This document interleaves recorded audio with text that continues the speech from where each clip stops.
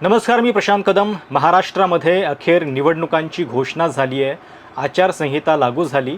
पण ही आचारसंहिता लागू होण्याआधी सरकारला जे काही निर्णय स्वतःच्या मनाचे घ्यायचे होते त्या सगळ्यासाठी व्यवस्थित वेळ निवडणूक आयोगानं दिला की काय, अशी शंका यावी, अशा पद्धतीचे काही निर्णय झालेत।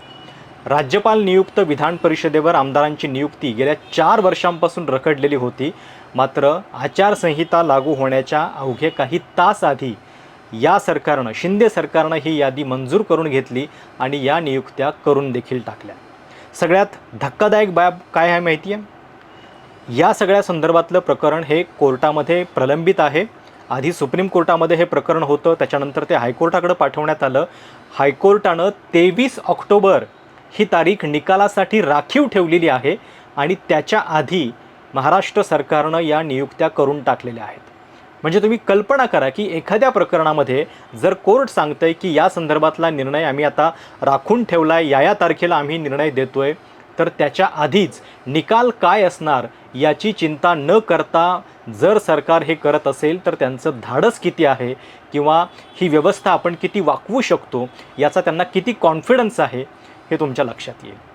मुळामध्ये प्रत्येकच पक्षाच्या काळामध्ये ज्यांचे केंद्रात सरकार आहे, ज्यांच्या बाजूचे राज्यपाल आहेत, त्यांच्याच या नियुक्त्या ज्या आहेत त्या होत आलेल्या आहेत।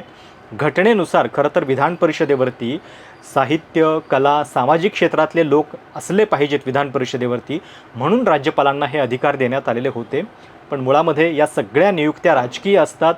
2020मध्ये जेव्हा ह्या जागा रिक्त झाल्या तेव्हा राज्यामध्ये महाविकास आघाडीचं सरकार होतं आणि त्यावेळी महाविकास आघाडी सरकारनं जी यादी पाठवली ती भगतसिंग कोश्यारींनी शेवटपर्यंत मंजूर केली नाही। 2019 ते 2023 भगतसिंग कोश्यारी हे महाराष्ट्राचे राज्यपाल होते आणि 2022ला आपल्याला माहिती आहे की शिंदेंचं बंड झालं आणि राज्यामध्ये सत्तापालट झाला, महायुतीचं सरकार आलं। त्याच्यानंतर मात्र मग जेव्हा नवीन यादी पाठवण्याची तयारी सुरू झाली तेव्हा देखील काही लोक कोर्टात गेले आणि कोर्टातला मुद्दा काय होता मी तुम्हाला अगदी स्पेसिफिक सांगतो।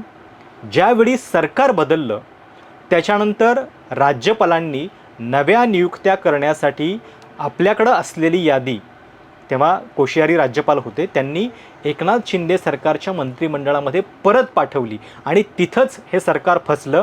कारण राज्यपाल या यादीवरती निर्णय काहीही घेऊ शकतात, म्हणजे ते नावं मंजूर करू शकतील, नावांच्यावरती कदाचित प्रक्रिया करायला वेळ लावतील किंवा ती नावं रिजेक्ट करतील, पण त्यांना ती यादी परत पाठवण्याचा म्हणजे नियमानुसार अधिकार नाही आहे। एकदा त्यांच्याकडे यादी आली आहे म्हटल्यानंतर त्यांनी ती मंत्रिमंडळाकडे परत पाठवण्याचं काही कारण नसतं।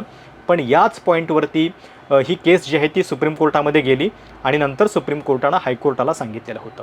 इतक्या दिवसांपासून या सगळ्या प्रकरणामध्ये तारखांवर तारखा पडत होत्या आणि शेवटी 23 ऑक्टोबरला निर्णय होतोय असं म्हटल्यानंतर त्याच्या आधीच आचारसंहितेच्या अवघे काही तास आधी शिंदे सरकारनं हा निर्णय घेऊन टाकला। म्हणजे तुम्ही कमाल बघा की 48 महिने या संदर्भात कुठलाही निर्णय होत नव्हता, पण गेल्या 48 तासामध्ये याच्या संदर्भातली सूत्र वेगानं फिरली। म्हणजे कॅबिनेटमध्ये मंजुरी होते, मग त्याच्यानंतर ती यादी राज्यपालांच्याकडे जाते, राज्यपाल मंजुरी देतात आणि या आमदारांचा शपथविधीसुद्धा होतो।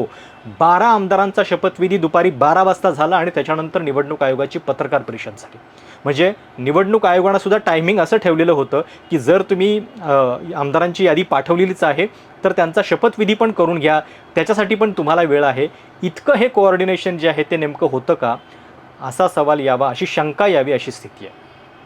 महाविकास आघाडीच्या काळामध्ये तेव्हा बरीच नावं चर्चेमध्ये होती। म्हणजे नुकताच भाजपमधून राष्ट्रवादीमध्ये जे आलेले होते एकनाथ खडसे, त्यांचं नाव होतं, उर्मिला मार्तोंडकरांचं नाव होतं, रजनी पाटील यांचं नाव होतं काँग्रेसकडून, सचिन सावंत, राजू शेट्टी, आनंद शिंदे। पण या नावांवरती कुठलाही निर्णय जो आहे तो राज्यपालांनी त्यावेळी घेतला नाही आणि आज भाजपच्या 3, अजितदादांच्या 2, एकनाथ शिंदेंच्या 2 आमदारांची नियुक्ती जी आहे ती राज्यपालांनी केलेली आहे। भाजपकडून कोण आहे तर चित्रा वाघ, बऱ्याच दिवसांपासून त्या पुनर्वसनाच्या प्रतीक्षेत होत्या। राष्ट्रवादीमध्ये असताना महिला प्रदेशाध्यक्ष होत्या, भाजपमध्ये आल्यानंतर आक्रमक प्रवक्त्या होत्या, पण त्यांना कुठलं पद मिळालेलं नव्हतं। निवडणुकीच्या आधी त्यांना पद देण्यात आलेलं आहे। त्याच्यानंतर विक्रांत पाटील आहेत आणि राठोड समाजासाठी पण विशेष म्हणजे धर्मगुरू बाबूसिंग महाराज राठोड यांची नियुक्ती भाजपने केलेली आहे. राष्ट्रवादीमधून पंकज छगन भुजबळ, खरं तर छगन भुजबळांची इच्छा राज्यसभेवर जायची होती, पण तिथं सुनेत्रा पवारांना अजितदादांनी पाठवलं. त्याच्यामुळं बहुधा भुजबळांच्या घरामध्ये ही आमदारकी देण्यात आली आहे. इद्रिस नाईकवडी जे राष्ट्रवादीचे आहेत अजितदादा गटाचे, त्यांना राज्यपाल पदावरती संधी आहे. आणि हेमंत पाटील आणि मनीषा कायंदे हे शिंदे गटाचे उमेदवार आहेत.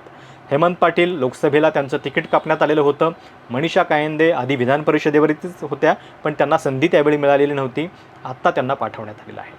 आता खरं तर ही सगळी नावं जी आहेत ती राजकीय आहेत. म्हणजे भगतसिंग कोश्यारी ज्या मुद्द्यांवरती आधीची नावं रिजेक्ट करत होते की ही नावं जी आहेत ती त्या निकषांमध्ये बसत नाही आहेत, म्हणून त्यांनी वेळ लावलेला होता, ती नियुक्ती केलेली नव्हती. पण आता आज झालेल्या नियुक्त्या मात्र सगळ्या राजकीयच आहेत. एकूण 12 जागा रिक्त आहेत, पण 7च जागांवरती नियुक्ती करण्यात आली आहे. त्याच्या पाठीमागं नेमकं काय कारण आहे याची पण चर्चा होतीये. हे सांगितलं जाते की कदाचित 5 जागा याच्यासाठी रिक्त ठेवलेल्या आहेत की विधानसभा निवडणुकीमध्ये अनेक ठिकाणी बंडखोरी होण्याची शक्यता असते आणि ती बंडखोरी थोपवण्यासाठी काही आमिष देण्यात यावीत किंवा त्याच्यासाठीची संधी उपलब्ध असावी, म्हणून कदाचित हा 5चा कोटा जो आहे तो ठेवण्यात आलेला आहे. आता आचारसंहिता लागू झाली आहे. कोर्टाचा निर्णय 23 तारखेला येईल. आज खरं तर हे प्रकरण मेन्शन करण्याचा प्रयत्न तातडीनं झाला, पण कोर्टानं त्याच्यात दखल दिली नाही. त्यामुळे आता 23 तारखेला निकाल काय येतो हे बघावं लागेल. याचिकाकर्ते सुनील मोदी यांनी या प्रकरणामध्ये आपण अजून मजबूतपणे बाजू मांडू आणि हे सगळं प्रकरण कसं चुकीचं आहे हे कोर्टाला दाखवू असं म्हटलेलं आहे. पुढं नेमकं काय होतं हे आपल्याला बघावं लागेल. पण एक लक्षात घ्या की राज्यपाल नियुक्त आमदारांची टर्म ही थेट आता 6 वर्षांची असते. म्हणजे एकदा ही नियुक्ती झाली आहे त्याच्यानंतर पुढचे 6 वर्ष त्यांची आमदारकी शाबूत राहील जर कोर्टामध्ये काहीही विघ्न आलं नाही तर. आणि त्यामुळं किती राजकीय पद्धतीनं हा निर्णय झाला आहे याची कल्पना तुम्ही करू शकता. गेल्या 8-10 दिवसामध्ये जवळपास 1600 GR काढले गेलेले आहेत. अदाणींसाठी जवळपास 500 एकर जमीन मुंबईमध्ये देण्यात आलेली आहे. आणि पाठोपाठ या नियुक्त्या राज्यपाल नियुक्त या अशा शेवटच्या क्षणाला करण्यात आलेल्या आहेत. त्या कोर्टामध्ये किती टिकतात हे बघावे लागेल. पण याच्या सोबत एक इतिहास पण लक्षात घ्या की मुळामध्ये एकाच वेळी या 12 आमदारांची नियुक्ती राज्यपालांना कशी करण्याची संधी मिळाली. तर आपल्याकडं दर 2 वर्षांनी 2 जागा आधी रिक्त व्हायच्या. म्हणजे विधान परिषदेतली जी प्रक्रिया आहे त्याच्यानुसार दर 2 वर्षांनी काही सदस्य रिक्त होत असतात. पण 1980च्या दशकामध्ये 1980 ते साधारण 88पर्यंत काँग्रेसच्या काळामध्ये या नियुक्त्या काही ना काही कारणानं रखडल्या आणि त्यामुळं 88मध्ये एकाच वेळी राज्यपालांना 12 नियुक्त्या ज्या आहेत त्या करण्याची संधी मिळाली आणि तिथून मग हा सगळा पॅटर्न जो आहे तो पडत गेला आहे. त्याच्यामुळं एक गठ्ठा 12 आमदार ज्या पक्षाचं केंद्रात सरकार आहे, ज्यांचे राज्यपाल आहेत ते करू शकतात. नाहीतर मग काय झालं असतं, दर 2 वर्षांनी करायचं तर 6 टप्पे जवळपास सापडले असते. आणि कदाचित या 6 वर्षांमध्ये अनेकदा असं होतं की म्हणजे 12 वर्षांमध्ये खरं तर, कारण दर 2 वर्षांनी 2 नियुक्त्या आपण म्हणतोय, तर त्याच्यामध्ये अनेकदा केंद्रातलं सरकार बदलण्याची शक्यता असते. पण या स्थितीमध्ये मात्र ते होताना दिसत नाही आहे. शेवटी अतिशय राजकीय धावपळीनं हा निर्णय घेण्यात आलेला आहे आणि त्याच्या पाठीमागचं कारण तुम्ही समजू शकता. 12 पैकी 7 जागांवरती नियुक्ती झालेली आहे, पण ते कोर्टात टिकते का हे बघावं लागेल. तुम्हाला या सगळ्याबद्दल नेमकं काय वाटते कमेंट्समध्ये नक्की कळवा. आणि सरकारनं निवडणुकीच्या आधी घाईनं घेतलेले हे निर्णय जनतेच्या किती हिताचे आहेत हे देखील लवकरच कळेल. चॅनल सबस्क्राईब करायला विसरू नका. धन्यवाद.